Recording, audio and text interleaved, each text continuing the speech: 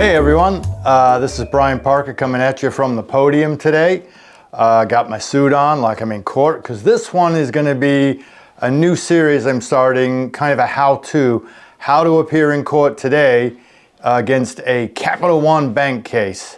And remember, we don't call them Capital One, we call them CAPONE, C-A-P-O-N-E. We'll get to that later. So this is done for you. A couple of commenters asked me, hey, I'm going to court. And I said, well, just go to one of my court appearance videos. There we go, there's a couple up there. But then I thought, hey, I could go in specifically to each creditor or debt buyer. So I'll do a couple of these videos for the popular creditor ones and see if it works. If you want to give me a comment back, just let me know. So in today's video, you're going to learn about roughly 8 or 9 things, but quickly. Let me put up the list, Shazam. And we must remember to dress for success, but not too much. You don't want to be coming in looking like $1 million on a case that's a couple of thousands. The court is going to look at you going, hey, wait a minute, this guy can't afford it. So we want to take the emphasis on you and what you owe and put the emphasis back on them, but respect is the key. Dressing nicely shows the court respect.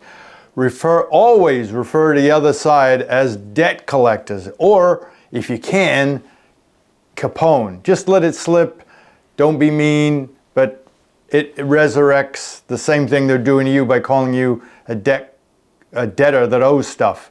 There is no court judgment at this point of your first appearance that says you do. The burden of proof is on them.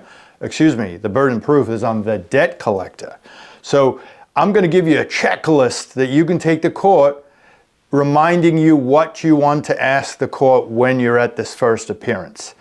Again, we're going to focus on the linchpin of the complaint. Here's my videos on the linchpin. Go check them out. They're all at collectionstoppersolutions.com. We're going to be focusing on our first appearance on what I call a theme and meme. Have a theme that will ride with you for the whole time you're there at the beginning and throughout the process for however long it lasts. The better the theme, the shorter time you'll be in this court mess. So these guys haven't made their burden of proof. That's something to build upon. But have a theme and a meme that repeats throughout your appearance with the court. Turn the creditor into a debt collector. So this is against a Cap 1. This is for your first appearance in a Cap 1 case. You've seen plenty of videos on Cap 1. Most recently, here you go. One's on about hardship that shows how they are really debt collectors collecting for the real owner of the debt, which is the securitized trust. Present everything in your first appearance, your theme and meme about CAPONE or Cap 1. Get those creditor and securitization letters out. As you know, you've heard from me plenty of times. I've got on my website, I'll attach to here, the securitization letters. They are so important. Just by the absence of their response, you can use that in your theme and meme. So we will attach on this website, well, on the website to this video will be the following things. I'll put 2 answers to a Cap 1 lawsuit. I'm not here to show you how to do an answer today, although you can have it. The securitization letter, a creditor validation letter. What do I mean? Cap 1 is going to claim to be a creditor, therefore not under the auspices of the FDCPA, but they are acting like debt collectors and trying to get away with not being regulated. So they're trying to bully you and then say, we're not debt collectors. If they're collecting for somebody else, yes, they are. So send them a validation letter. I've got it attached to this video. Make sure you've got your counter affidavit with all the research on the securitization. I'll attach one for you. My show notes and instructions, these are great. And also, I'm going to attach a court cheat sheet. You're not cheating anybody out of anything. It's for you. And I would counsel you if I was counseling you. I'm just advising you of what I do. If you're self-represented, be nervous. let the court know, oh, I'm a little nervous, Your Honor, I've got a list here of things I want to ask you. She'll let you do that if you just start spouting off with no reason, but paper documentation goes a long way. So always show the court respect. Don't dress like $1 million for a case involving thousands, but show them respect. You've dressed up for the occasion. I see it all the time. Guy comes in in a t-shirt and a John Deere hat or something. I thought, what do you think the first impression you're making there? That's not me being judgmental. That's the judge whose job it is to be judgmental. So show her respect. Use eye contact. The generations below me, yeah, I'm old again, they're doing this all the time. They're down on their phone and not showing. It still means something. Make eye contact. Be known as the person that makes eye contact. If you're nervous, don't fight it. Be nervous. There's deference to someone. You know, Your Honor, I'm kind of nervous. It's okay. And she'll talk you through it because you're nervous, but you're making an effort. You dress nicely. You prepared something. You're not going on and on. You want to be concise in your presentation. So you're going to show respect through your neatness, but don't overdo it. Good tip. Always refer to the court as Your Honor. I know no matter what you're saying, don't say judge. Judge is good if you're familiar with the judge, and like a lot of attorneys are familiar in the same judge, but you want to say an even better respectful title, Your Honor. If she wants you to call judge or anything else, she'll probably say the court. That's fine, but don't presume or assume anything. Your Honor is a good way of showing honorable respect. That's the title of their name, the Honorable Judge Jones. So always refer to Capone and their attorney as the debt collector. Never mention a name, never even mention the company, the debt collector. Because again, the stink is on you the minute they file a lawsuit and you're a defendant. So now you didn't pay your debt. That's what that says, right? So that's a debt collector. I don't hear anybody tell me I can't call them a debt collector when they're collecting a debt on me. So debt collector, woo, there goes my pen. Debt collector, debt collector. So now we have to find the linchpin. So my checklist will say, mention a theme and a meme. Linchpin. Look at the securitization of it all right? We've gone into detail on my videos. Let's put them up again. The CAP 1, the most recent one, the CAP 1 videos that focus on securitization.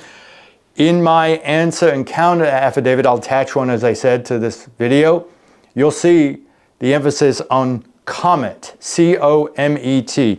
That is the true owner of the debt. You keep reminding the court of that. Feeling I'm looking like an attorney here. And you might want to keep referring to the true owner, Your Honor, COMET. If she says, what is this COMET thing? Door opened, explain what that is in simple terms. Simple terms meaning when you understand it. I don't know, I can't get into technical stuff until I understand something. So it may take me 64 times. Once you understand something, you can explain something. That I learned from these videos. As I'm doing them, I'm like, oh, that's what that means, because I'm explaining. So learn it, and when you explain it, you'll teach the court the same way that you learn. But remember, our linchpin is there's nothing in the lawsuit talking about the true owners of the debt. Your Honor, we know these guys are debt collectors because right on the bottom of the lawsuit it says, we are debt collectors. There's usually no contract attached to the lawsuit, Your Honor. And if there is, that's not my contract. I did not sign that. The securitization and pooling and servicing agreement, Your Honor, will explain how these debts are securitized and how the debt collector here is nothing more than a servicer. Servicers don't own debts, Your Honor. So the use of securitization must be made obvious to the court that they are debt collectors. And again, a lot of the times they will have the words, this is a communication from a debt collector, we're attempting to collect a debt, and any information we use for that purpose. The attorney will stand up and go, oh, I put that on there. I'm not talking for CAP 1. They're not in the case. They're just the debt collector, attorney. But if that is on a piece of paper that's going to a debtor, it is then a collection communication according to 16 U.S.C. 1692E. I'll put that up there. but I'll emphasize the main part that you should care about, Shazam. And that says, except this paragraph shall not apply to a formal pleading, that's a lawsuit, made in connection with a legal action. So once they put that on there, the protection and immunization that a debt collector has against being forced to validate the debt goes away, because they killed their own immunity by saying we are debt collectors. You can't have both ways. You can't say I'm a creditor, which is immune from FDCPA regulation, Your Honor, but then threaten debt collection. This is a collection communication. So, which leads me again, Your Honor, into I had to send validation letters because I feared not operating under the FDCPA. Is the debt collector pretending to send a debt collection communication, or is it truly a creditor? So you want to put that in the judge's head. So you want to send out the validation and securitization letters. I'll attach them to this video. And even if they don't respond, that's what you tell the court. The debt collector didn't respond, even though they're clearly a debt collector. They say it themselves, and they're communicating. So I have to follow the law, Your Honor. Why doesn't the debt collector? So the securitization letter should be addressed to CAPONE and also send it to the other side. These sides don't know what they're doing, so you'll send the securitization letter to one side. It'll go to the attorney that's representing CAPONE, but they will not get together. There's too many files they have, and they just don't. They don't respect you.